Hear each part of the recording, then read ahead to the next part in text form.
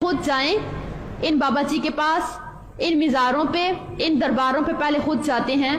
वो आखिरी हद तक वो सारा कुछ करते हैं जो वो कहते हैं। मतलब उन्होंने पैसे मांगे दिए, उन्होंने बकरे मांगे दिए, उन्होंने जितने चक्कर लगाने को कहा इन्होंने लगाए।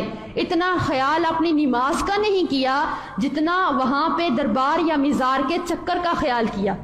इस हद तक पैसा लुटा दिया, सब कुछ किया, एक दरबार पे, दूसरे पे, तीसरे पे, जितने भी सब पे कर चुके।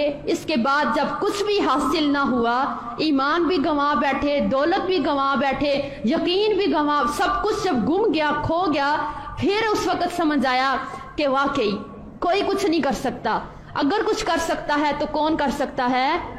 सिर्फ अल्लाह कर सकता है। उस वक्त समझ आ जाती है। तो कुरान यही तो कहता है, कुरान यही कहता है कि आप उस वक्त सब कुछ खो के उसके बाद आपको समझ आए कि आपके हाथ में कुछ रहे ही ना ईमान रहे, ना माल रहे, ना आपकी इज्जत रहे, ना आबरू रहे, ना आपका अल्लाह से वो मजबूत ताल्लुक रहे, कुछ भी ना रहे।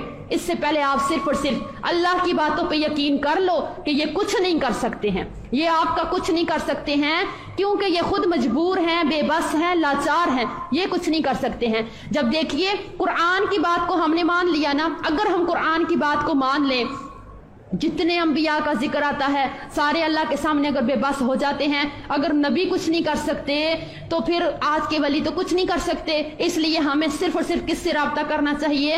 अल्लाह से राब्ता करना चाहिए, अल्लाह के सामने रोना चाहिए, उसके सामने आहोजारी करनी चाहिए। यकीन कीजिए कि अगर जितना हम लोग आज इन मिज़ारों पे चक्कर लगाते हैं, इन पे यकीन करते हैं ना, जितना हम लोग इनकी इज्जत करते हैं और इनकी सारी बातों को मानते हैं, यकीन कीजिए अगर हम इतना लगाओ, बल्कि इससे थोड़ा सा कम लगाओ, हम अपनी नमाजों के साथ कर लें, हम अल्लाह को पुकारना शुरू कर लें, अल्लाह पे यकीन रख लें, तो हम जमाने के वली बन जाएं।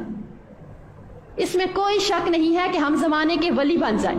अगर हम उन बाबा जी की बातें मान के, उनकी बातों में आके फर्ज रोजों में से 15 रोजे छोड़ के 15 हम लोग रख सकते हैं, तो आप सोचिए कि अगर अल्लाह की बातों को मान के इंसान 30 रोजे रखे और तहज्जुद की नमाज भी पढ़े, इंसान अल्लाह के साथ नमाज से राब्ता करे, तो क्या ख्याल है हम अल्लाह के वली बन जाएं कि नहीं बन जाएं? अल्लाह हमारी दुआएं सुनता तो वैसे भी है, जो हमारी बदगुमानियां हैं वो सारी हमारी बदगुमानियां दूर हो सकती हैं कि नहीं दूर हो सकती हैं? तो इसमें हम सबको समझने की जरूरत क्या है। आज